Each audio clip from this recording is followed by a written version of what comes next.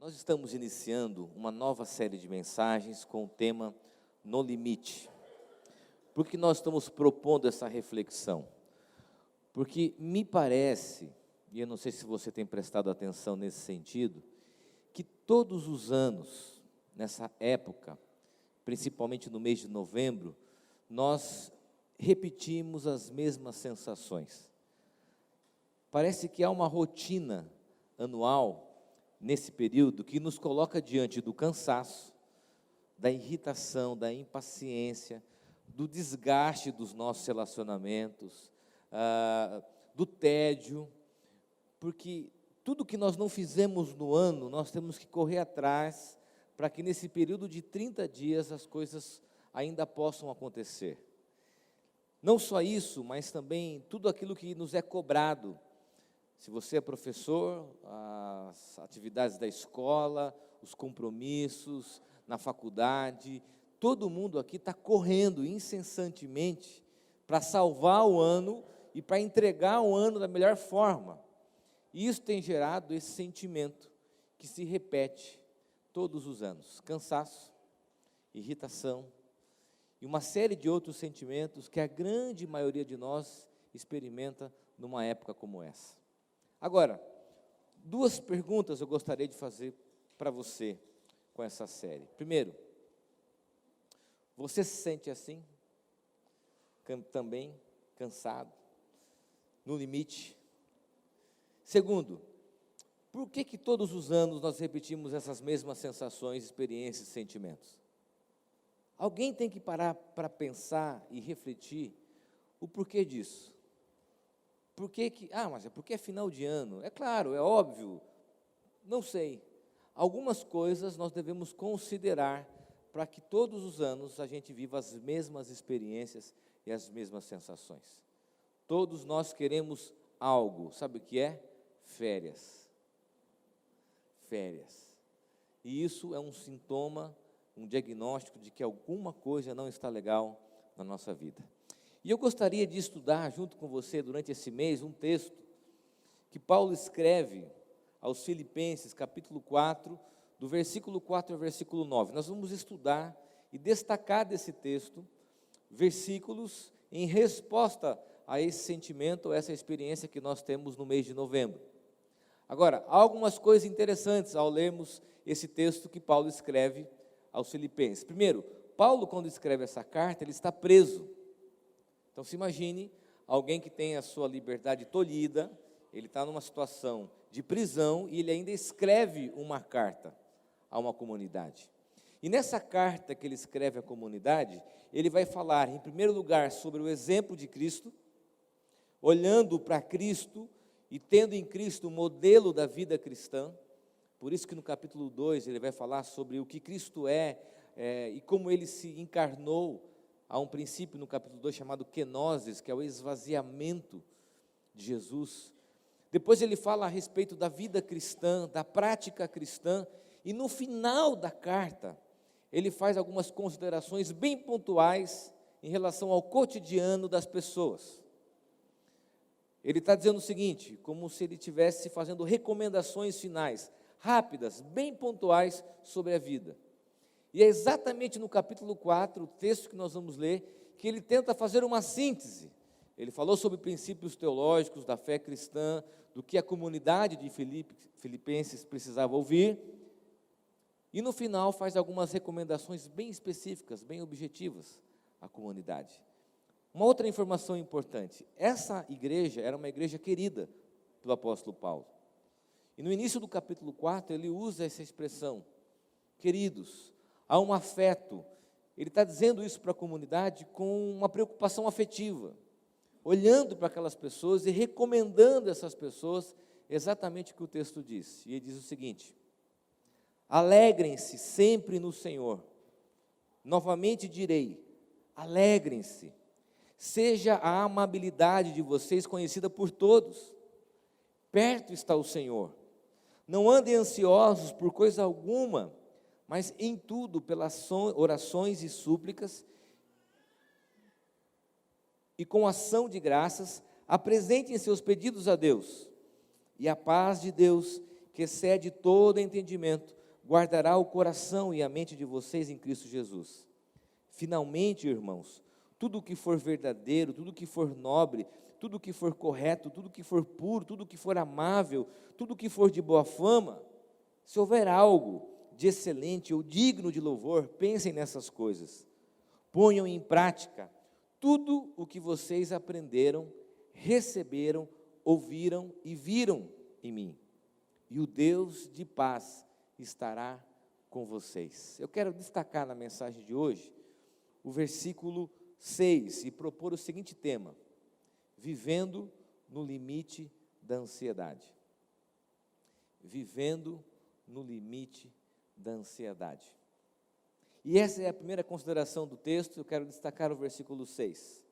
A primeira consideração e o primeiro diagnóstico que nós podemos compreender, que o grande combustível, e aqui já quero responder aquela pergunta do início, o grande combustível para que cheguemos todos os anos, no mês de novembro, da forma que nós chegamos, é a ansiedade. Preste bem atenção aqui, olha para mim. Foi a ansiedade que nos trouxe até aqui e que nos proporciona sentir e experimentar aquilo que nós estamos experimentando nesse mês. O texto diz assim: não andem ansiosos por coisa alguma. Qual é a lição clara, objetiva, que Paulo quer propor àquela comunidade? A não sermos reféns da ansiedade. E quando Paulo usa a expressão aqui, não andem, ele está dando aqui a conotação de um modo de vida.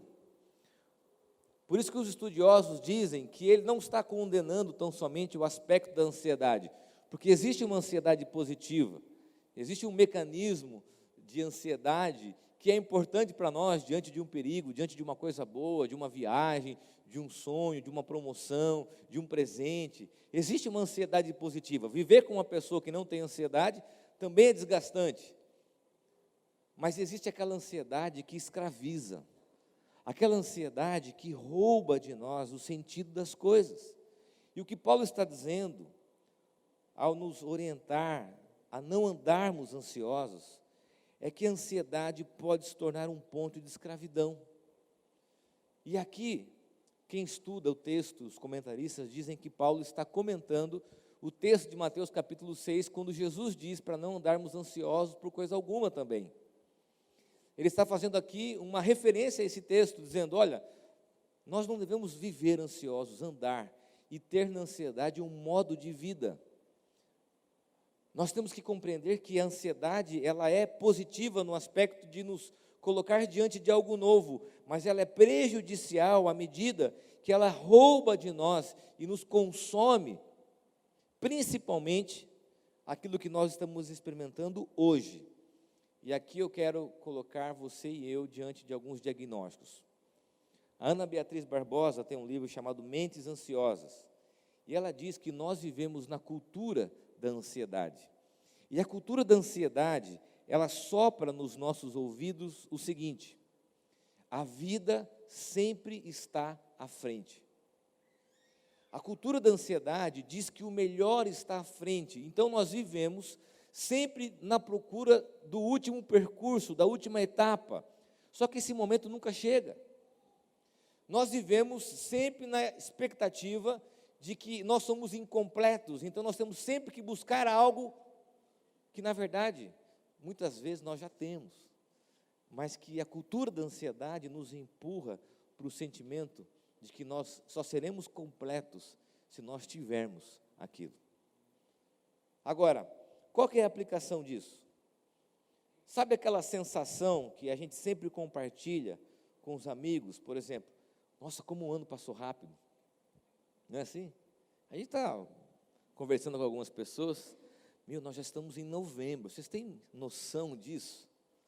Nós estamos em novembro. Sabe por que nós temos essas afirmações? Por causa da ansiedade. Foi ela que nos trouxe até aqui de forma tão rápida.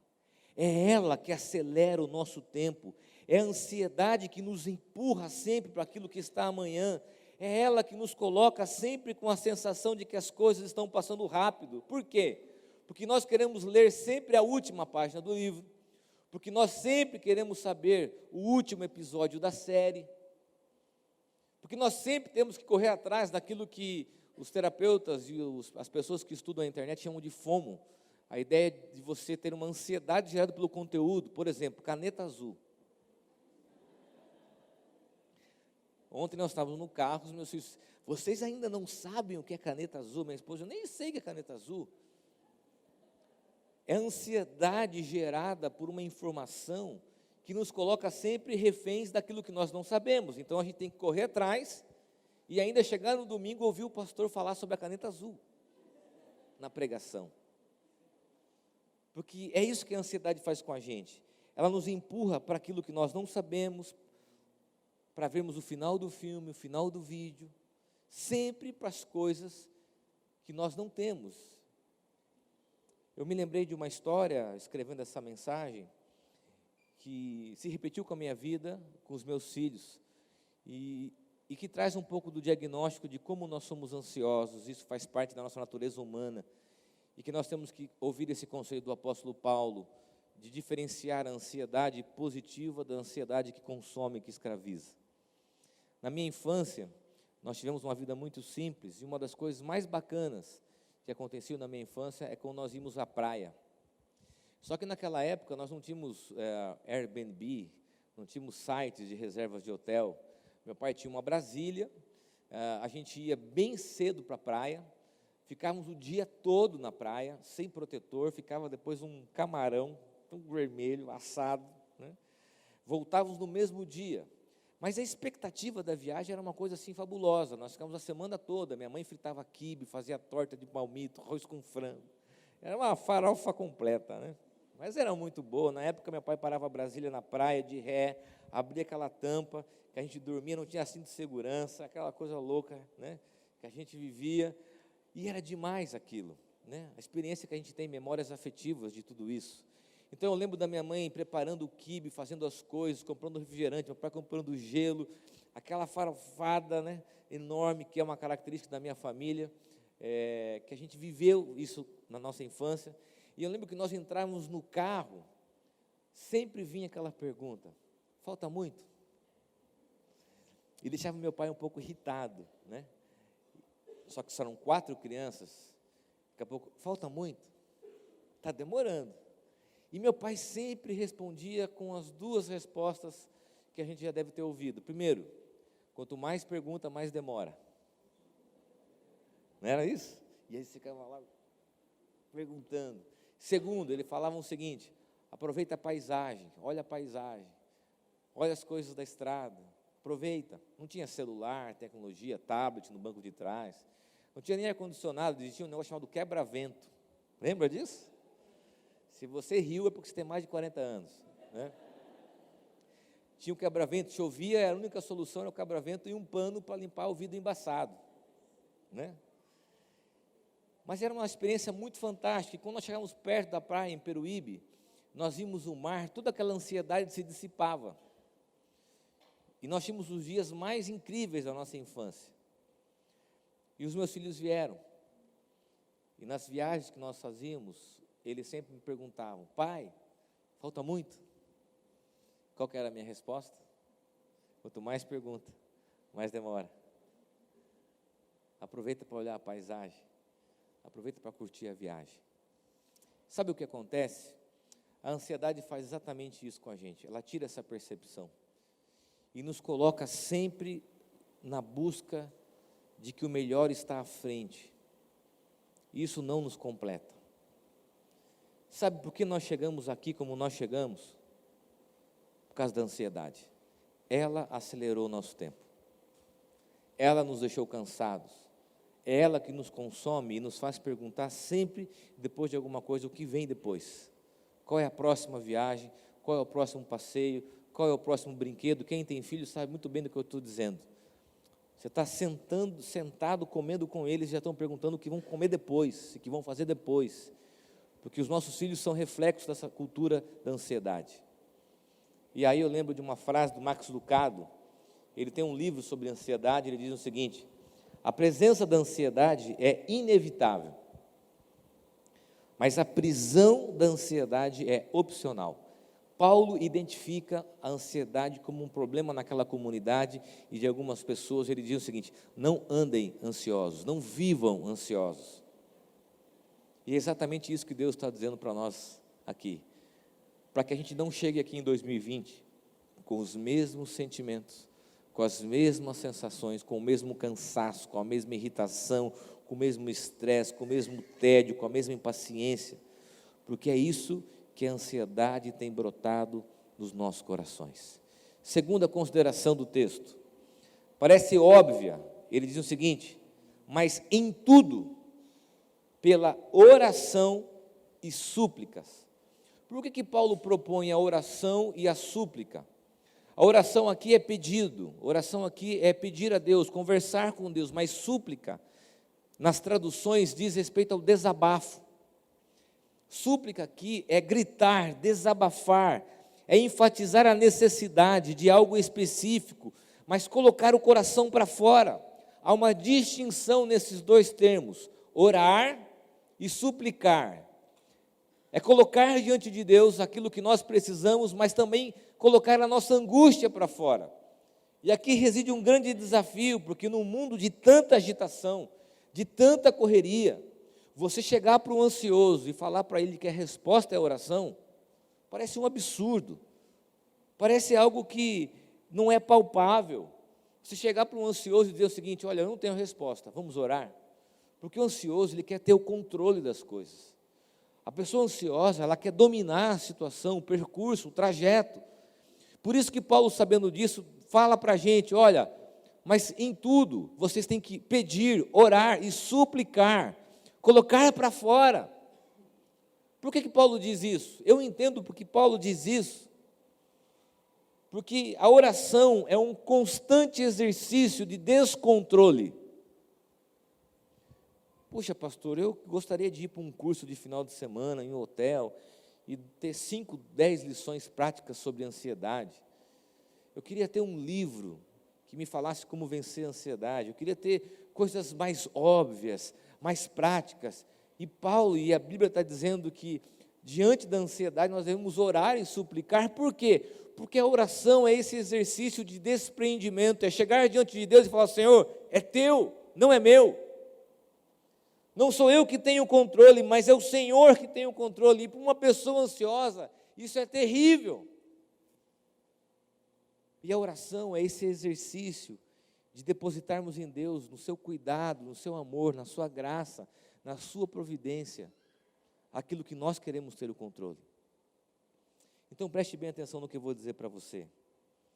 Se você é consumido constantemente pela ansiedade, se você acorda, e eu vou falar de experiências minhas, com a sensação que está atrasado, você chega no escritório para trabalhar, e você precisa fazer um checklist e falar assim: não vai dar tempo. Se você é consumido pelo percurso todo, ore,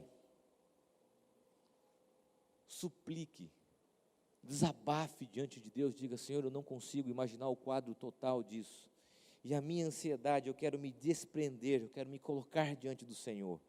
O texto que nós temos na tag, que Pedro sugere em 1 Pedro capítulo 5, versículo 7, lançando sobre ele toda a vossa ansiedade, porque ele tem cuidado de vós. A palavra lançar aqui é desprender-se. A ansiedade você lida da seguinte forma: olha, isso não faz parte, isso não pode me dominar. E Paulo está dizendo exatamente isso ao nos convidar à oração. Porque enquanto a ansiedade nos faz sempre buscar ter o controle das coisas, e sopra nos nossos ouvidos que tudo depende do nosso desempenho, a oração diz o contrário: não é o nosso desempenho, mas é o que Deus pode fazer por nós. E é Ele que tem um controle, e é Ele que é soberano, e não a gente. Por isso que a gente vê nas redes sociais as pessoas questionando um Deus soberano, e muita dificuldade de compreender que Deus tem o controle das coisas. Geralmente pessoas ansiosas têm essa dificuldade, de imaginar que Deus é que cuida das coisas, e não eu. E nós somos consumidos por esse sentimento, que a ansiedade sopra sobre os nossos ouvidos, de que nós precisamos saber tudo sobre tudo, viver todas as coisas, experimentar todas as coisas. Só que não é isso que acontece na vida. E algumas experiências, elas acontecem justamente para nos mostrar que nós não temos o controle das coisas. Por isso, o Richard Foster diz o seguinte: a oração nos livra da ansiedade porque nos convida a confiar. Isso queima no nosso coração. Isso faz com que a gente perca o controle. Isso é bom. Exatamente, perder o controle, se desprender é o que nós precisamos nos dias atuais. Enquanto muito da cultura diz para a gente, você precisa dominar, você precisa tomar a frente, ter proatividade, você precisa fazer isso, porque a ansiedade diz isso para a gente: seja você mesmo o autor da sua vida, o responsável por si mesmo. A oração é um convite ao despreendimento e ao descontrole, dizendo: Deus, cuida de mim. E essas situações em que eu não consigo mudar o quadro de tudo isso, eu coloco diante do teu altar e da tua presença. Terceira lição do texto e consideração, e eu acrescentaria que essa talvez seja uma consideração das mais importantes nos dias atuais. Ele diz: mas em tudo, pelas orações e súplicas e com ações de graça, agradeça sempre. Agradeça sempre. A palavra aqui, ação de graça, significa motivos de gratidão. Paulo está dizendo que há um fator adicional, que é a gratidão. Agradecer faz com que a gente olhe o todo, faz com que a gente olhe o início do trajeto, o meio do trajeto, e não coloque o coração naquilo que é futuro. Sabe por quê? Eu quero aqui dar um conselho muito duro para você, não fique chateado comigo. Às vezes o que nos falta não são os desejos que nós tanto temos. Às vezes o que nos falta não é aquilo que nós tanto desejamos. O que nos falta é a gratidão. Porque a gratidão coloca os meus olhos no presente e de como eu cheguei até aqui. Enquanto a ansiedade coloca a gente num tempo que ainda não aconteceu, a gratidão finca os meus pés no presente e faz reconhecer a ação de Deus na minha vida hoje e no passado. Por isso que a ansiedade, ela não se relaciona bem com a gratidão, porque a ansiedade nos torna sempre, constantemente insatisfeitos. E essa cultura da ansiedade gera na gente sempre essa sensação de sermos incompletos, e a gratidão nos leva a contemplar o que Deus fez no todo. Diariamente, eu e você, nós somos desafiados a agradecer, a termos o hábito da gratidão, porque enquanto a ansiedade nos torna constantemente insatisfeitos, a gratidão aponta para a bondade de Deus, para o cuidado de Deus, e principalmente para uma expressão que falta-nos nos dias atuais: contentamento. Contentamento. Há uma fábula que alguns autores sempre contam, chamada 99 moedas. Não sei se você já ouviu essa fábula. Um rei está no seu trono e de repente ele olha um dos seus servos assobiando, feliz, cantando, e ele fica muito incomodado com aquilo, procura o homem e quer saber dos motivos da sua paz, da sua alegria, da sua humildade. Aquele homem diz: eu sou um homem muito grato, porque eu tenho tudo, eu sou um homem que só tenho que agradecer. O rei, visivelmente constrangido com aquilo, procura o grupo de sábios, seus conselheiros, e fala assim: olha, como que pode uma pessoa que trabalha comigo, é um servo, trabalha nos meus aposentos, ser uma pessoa feliz, realizada, e eu que sou rei não sou? O que eu faço para que aquele homem não seja tão feliz como eu? Esses sábios, ao invés de apontarem a gratidão como solução, dizem assim: oferece para ele 99 moedas. E o rei: como assim? Pega um saco com 99 moedas e põe na frente, na porta daquele homem. O rei então mandou que colocassem esse saco com 99 moedas, e isso destruiu a vida daquele homem. E quando o rei ficou encucado, questionando-se por que aquilo tinha acontecido, mandou chamar então os sábios e o homem para ver o que tinha acontecido. Que a partir do momento que, quando aquele homem recebeu 99 moedas, ele começou a correr atrás da uma que faltava para completar 100. E toda a sua vida foi destruída, porque na cabeça dele faltavam uma moeda para que ele tivesse 100 moedas. A moral dessa história, que é uma fábula conhecida em outras culturas, é que nós vivemos a vida toda atrás de uma moeda, sem contemplarmos as 99 que nós ganhamos, ou a gratidão que nós tínhamos antes de tê-las, como no caso desse homem. Olhe para a sua vida. Olhe para aquilo que Deus já fez na sua história e agradeça pelas 99 moedas. Vá contra a cultura que diz que essa moeda é que vai trazer a felicidade para você. Vá contra a cultura que vai dizer que essa moeda que falta, essa viagem que falta, essa promoção que falta, essa casa, esse carro, esse dinheiro, esse trabalho é que falta para você ser feliz. Não caia nessa, porque essa é o grande blefe, a grande mentira da ansiedade, colocar a nossa vida à frente, sem contemplarmos aquilo que Deus já nos dá, e aquilo que Deus nos oferece. Max Lucado diz o seguinte: a ansiedade recusa compartilhar o coração com a gratidão, ela domina o nosso coração. Um obrigado de coração sugará todo o oxigênio do mundo da ansiedade. Então, diga-o com frequência. Nós estamos agora tentando salvar o ano, correndo para que o ano seja melhor para nós. E a gente não consegue visualizar o que Deus já fez nesse ano. A gente está tão insatisfeito com esses 60 dias que faltam, que a gente não se esquece o que Deus já fez nos outros 10 meses do percurso. Porque a ansiedade coloca a vida lá na frente, e não um coração grato para percebermos o que Deus fez e o que Deus faz.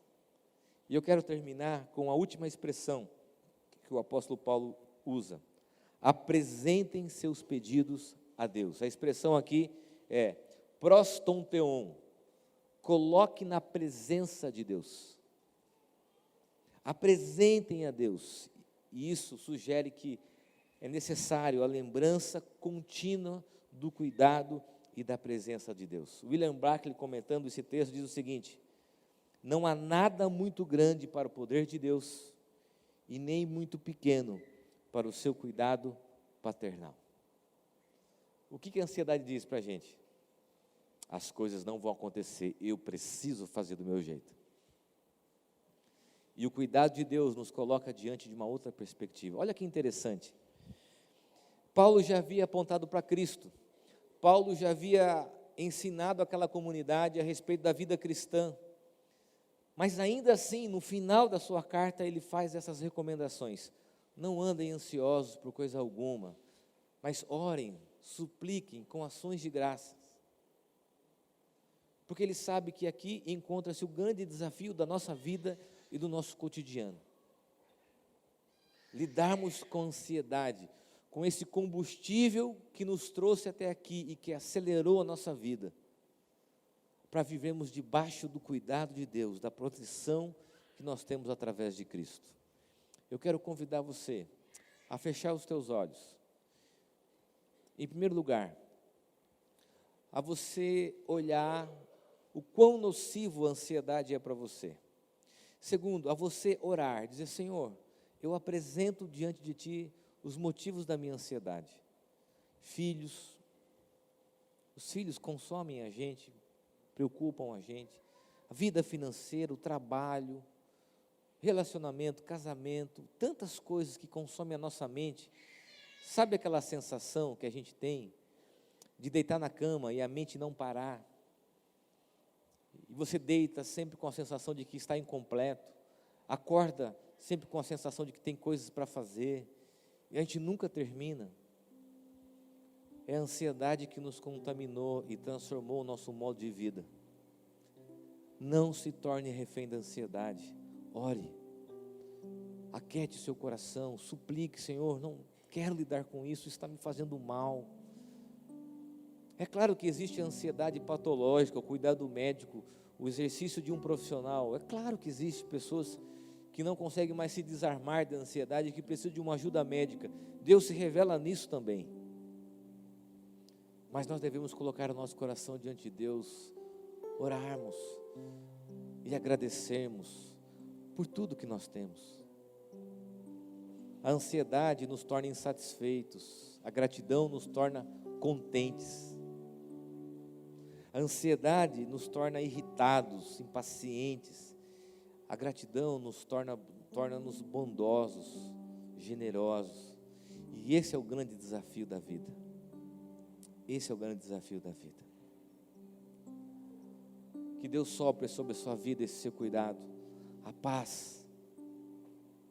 Pai, nós estamos aqui com o coração ansioso, correndo a Deus para que o ano ainda aconteça, correndo para que as coisas aconteçam na nossa vida profissional, trabalho, preocupações financeiras, emocionais, afetivas, família, filhos, casamento, escola, tantas coisas que ocupam a nossa mente, que aceleram a vida e que tem nos consumido. Nós queremos dizer: Senhor, nós estamos desabafando, dizendo ao Senhor que nós precisamos de ajuda. Nós precisamos de ajuda. Diante da cultura que nos coloca sempre no atraso, queremos a plenitude do contentamento, da Tua presença e dizer: obrigado, Senhor, por aquilo que temos. Obrigado por aquilo que nós já vivemos durante esse ano. Obrigado pelo que o Senhor nos proporcionou. Obrigado, Senhor, por tantas coisas que nós não percebemos, em que o ano passou tão rápido e nós não tivemos a percepção de identificarmos isso. O cuidado do Senhor na nossa história de vida, na saúde, com as pessoas. Foram tantas coisas e tantos motivos para dizer: Senhor, obrigado, muito obrigado. É o que nós oramos, ó Pai, no nome de Jesus. Amém.